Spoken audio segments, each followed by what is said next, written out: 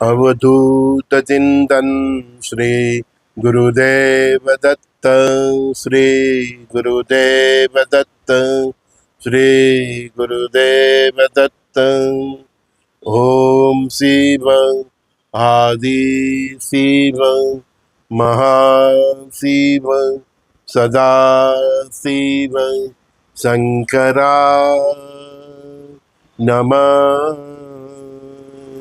ओम शिव आदि शिव महाशिव सदा शिव शंकरा नमः। ओम शिव आदि शिव महाशिव सदा शिव शंकरा नमः। अवधूत चिंतन श्री गुरुदेव दत्त। श्री गुरुदेव दत्त। श्री गुरुदेव दत्त। जो खुद का नहीं हुआ वो किसी और का कैसे होगा। मैं यहाँ अपने स्वार्थ की बात नहीं रहा हूँ। खुद का नहीं हुआ मतलब स्वार्थ की बात नहीं कर रहा हूँ। जो खुद का नहीं हुआ वो किसी और का कैसे होगा। कई बार हम ऐसे कई कर्म कर लेते हैं जो हमारी आत्मा को भी पसंद नहीं। तो इसी परिप्रेक्ष्य में मैंने बोला कि जो खुद का नहीं हुआ वो किसी और का भी कैसे होगा।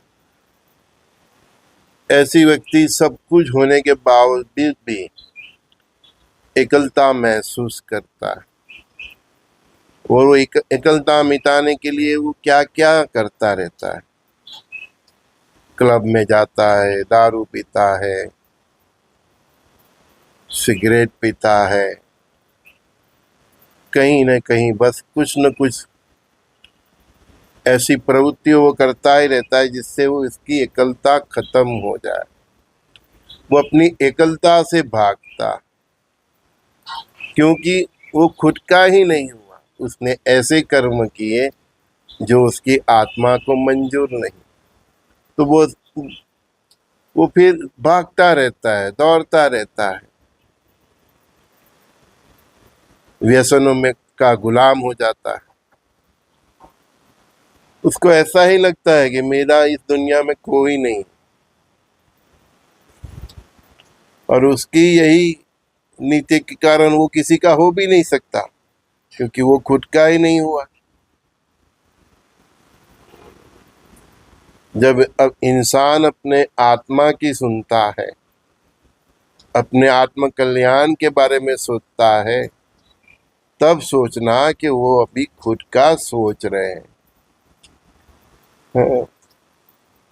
जिस चीज की आत्मा गवाही नहीं देता, आत्मा साक्षी नहीं देता कि हाँ तुम सही कर रहे हो, वैसे दिशा में जाते हो, वैसे कर्म करते हो, और उसको फिर ऐसा ही फील होता है कि मेरा इस दुनिया में कोई नहीं है। फिर वो एकलता से छूटने के लिए क्या क्या फंडे करता है।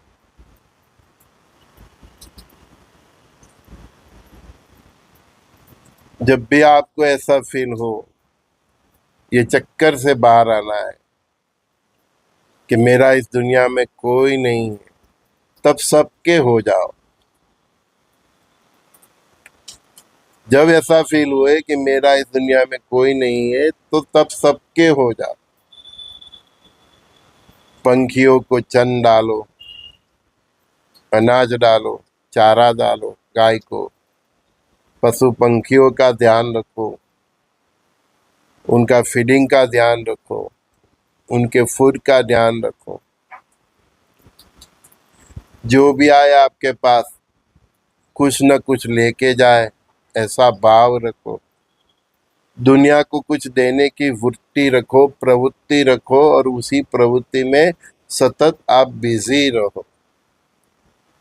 पैसा नहीं है तो ज्ञान दो, ज्ञान भी नहीं है तो सेवा दो, कुछ तो दो।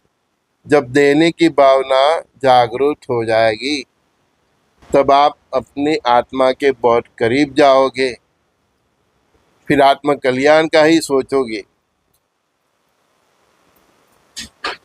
और जो मैंने अभी कहा ना कि जो खुद का नहीं होगा तो दूसरे का कैसे होगा, वो भाव से आप विमुक्त होंगे, मुक्त होंगे। हम तो बस यहाँ देने ही आए हैं। प्रेम बांटोगे तो प्रेम मिलेगा, नहीं भी मिले। धन धान्य समृद्धि बांटोगे तो मिलेगा वापस, नहीं भी मिले। ये दुनिया ऐसी ही है, इधर रिटर्न की कोई गारंटी नहीं। लेकिन रिटर्न की गारंटी के बिना दुनिया के लिए करो। रिटर्न की गारंटी के बिना जो दुनिया को देता रहता है वही तो सच्चा प्रेमी है।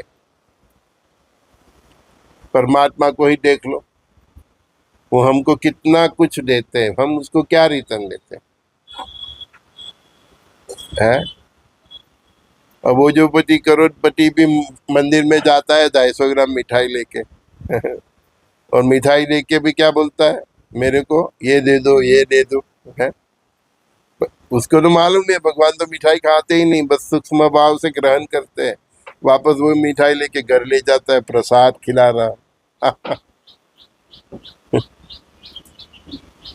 2 रुपये में 2000 करोड़ मांगे, वही तो इंसान है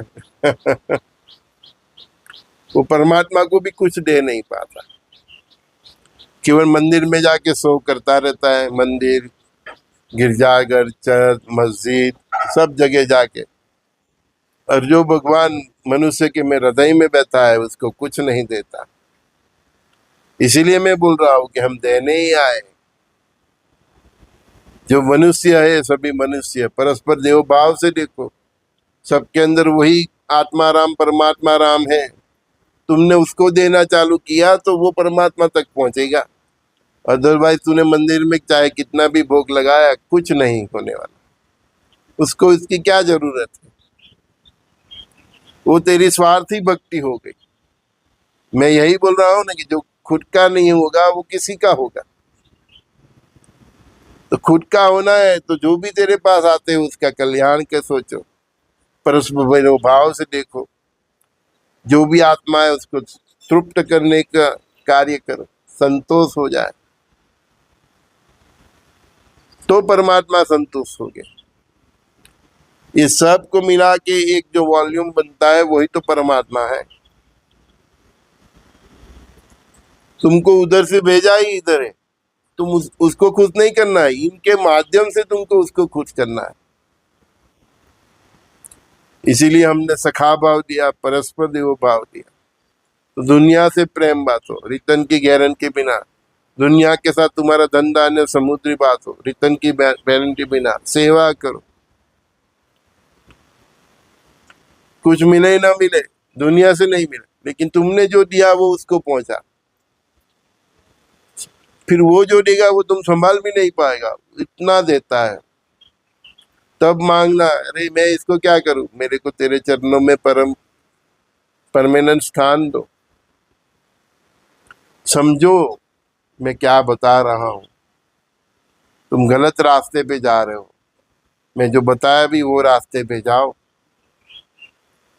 मानव सेवा ही प्रभु सेवा इसीलिए बोला है, क्योंकि तुम जो मनुष्यों की सेवा करते हो उसमें तो परस्पर देव भाव से वही तुम्हारा राम है, अल्लाह है, यीशु है, महावीर है, बुद्ध है, कृष्ण है, महादेव है, तुम्हारी माता है।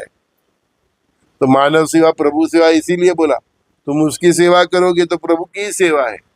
तो तुम फालतू में तुम्हारा जो मंदिर है, बड़े बड़े 4 धाम, 12 ज्योतिर्लिंग, द्वारकाधीश, जगन्नाथ जी, उधर सर पटक के हैं 100-200 की मिठाई प्रसाद लेके तो उसको प्रसन्न करने की कोशिश करता रहे, वो उससे प्रसन्न नहीं होता है। मानव सेवा प्रभु सेवा उससे प्रसन्न होता है। इसीलिए हम तुमको कई दिन से सिखा रहे हैं सखा भाव, परस्पर देव भाव। तो तेरे पल्ले पड़े तो ने भाई। हाँ, सुनो ये सत्संग, बार बार सुनो मैं क्या बता रहा हूँ। समझ में आएगा तो तुम्हारा कल्याण हो जाएगा। हम भी देखो आते हैं रोज रोज, जो हमारे पास है वो तुमसे बांटते हैं, बस ऐसे बांटते रहो। जीवन जीने का और संसार पार होने का, भव पार होने का मैंने रास्ता बता दिया। आपके पल्ले पड़े तो ठीक है, अदरवाइज हरि करे सो होई। संजय दस्ती का प्रातःकाल के सत्संग में सभी दोस्तों को बहुत बहुत प्यार। कृष्णम वंदे जगत गुरु। आत्मा राम स्वात्मा राम, श्री राम जय राम जय जय राम। मुझ राम तुझ राम, श्री राम जय जय राम। ये बात को मत भूलना, भूल गए तो परमात्मा तुमको भूल जाएगा। मिलते हैं। कृष्णम वंदे जगत गुरु।